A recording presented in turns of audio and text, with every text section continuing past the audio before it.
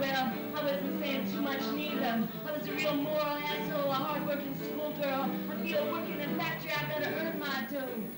Like Patti Smith, the band Television also started as a poetess. Teresa Stern was a nom de plume chosen to represent the jointly written work of two friends who had met at school, Richard Myers and Tom Miller, soon to be known as Hell and Verlaine. They quickly became disillusioned with poetry. It just felt like a dead end. Nobody cared. You were just kind of muttering to yourself, you know. I mean, people didn't read, and it would even embarrass me to admit that I was writing these poems. It wasn't an embarrassing thing. It was kind of pathetic. I hung out at the Mercer Arts Center with Richard Hell and some other people, and we really, well, at least I hated these bands so much. Maybe not the way they looked or the attitude, but I just thought they sounded terrible and playing this kind of crappy blues rock stuff. And so I remember thinking, God, you know, maybe I should start a band.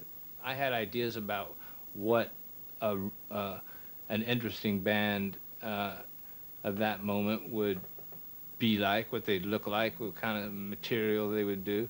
And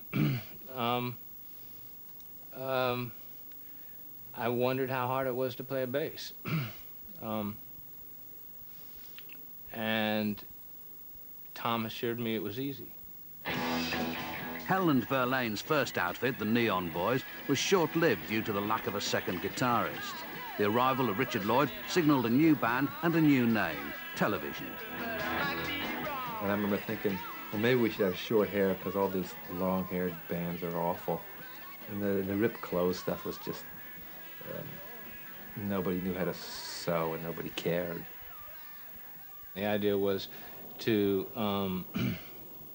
you know, be the same person you were on stage and off.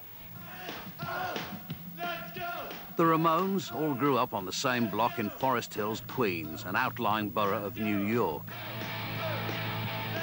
They quickly streamlined their stage image. To me, that came first. How you look up on the stage, your image, how you hold the guitar. These are the top priorities. Then worry about how to play it.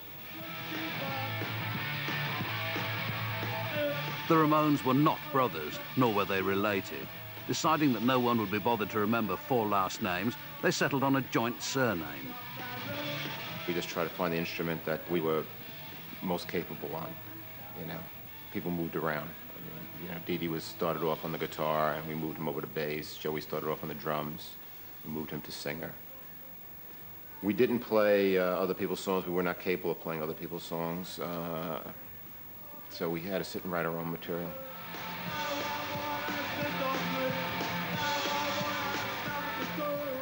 Soon we realized that we were writing songs that people thought were a little on the sick side, and they didn't really look at us as a bubblegum type of band. We were looking at like the Bay City Roll as our competition.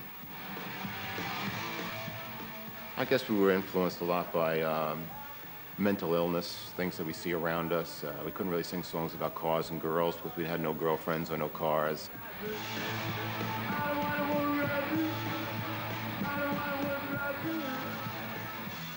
The one existing venue for original bands, the Mercer Arts Center, closed in August 1973, when the hotel above it collapsed. But in April 1974, Tom Verlaine stumbled on Hilly Crystal's Bowery Folk Club, and the most important venue of the New York scene was in business, CBGB Omfug. Country bluegrass blues and other music for uplifting gormandizers.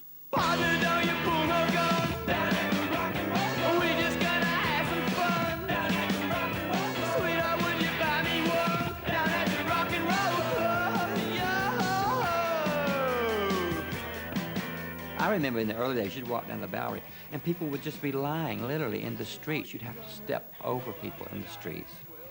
And in the wintertime, you'd find them frozen to death in doorways.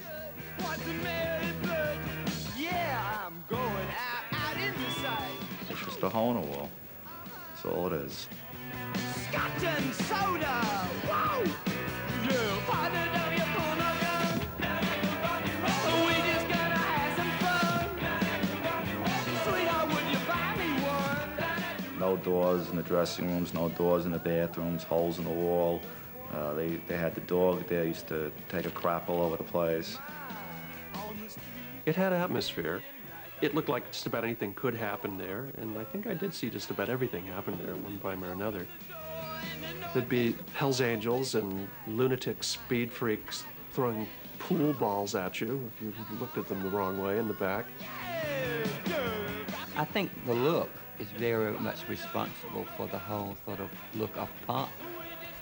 The graffiti, the rundown look, the, you know, rips and holes and grimy and grungy. I mean, you know, that you know, the whole punk thing. Sweetheart, I just want one. Hey, how's the group in the second? Nobody knew about it except a few people in New York, but all the most interesting bands in the world were playing there. You know, and we're there every week all the time. Everybody hung out there.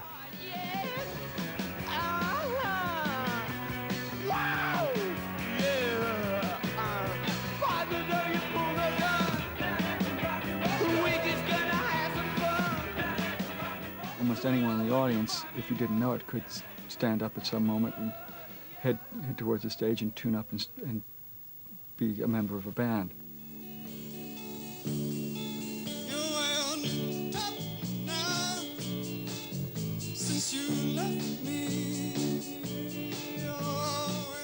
The last important group to establish themselves in CBGB's had begun as a Rhode Island art school band, the Artistics. The drummer, Chris France, moved to New York in 1975, along with his girlfriend, Tina Weymouth. They were soon joined by co-founder David Byrne. We shared a kind of cold water loft a stone's throw from CBGB's, so it was pretty easy to just go over there and hang out, shoot pool, and have a few beers, and hear whoever was starting to play there at the time. They kept going to CBGB's and asking everybody, do you know a bass player, or approaching bass players, playing there and asking, will you be in a band with us? And they were all saying, no, are you kidding? Look at you guys, you're such nerds. So finally, Chris just started buying these Susie Quattro records and saying, Tina, listen to this. This is what you're gonna do. We're gonna teach you how to play bass.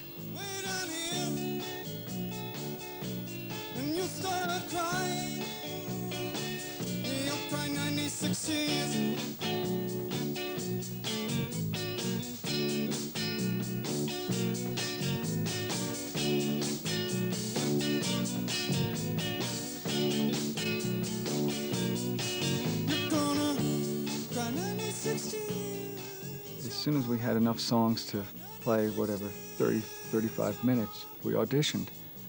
And I think we played the following week or something, and then like 3 weeks after that, we were on the cover of the Village Voice or something. And it was kind of like, gosh, did we ever get in the right place at the right time? By mid-1975, the CBGB scene was firmly established. It was a movement, but it still didn't have a name. For months, there were posters all over the place. Punk is coming, punk is coming, punk is coming. And, God, what is punk? What is it? And we thought it was a band.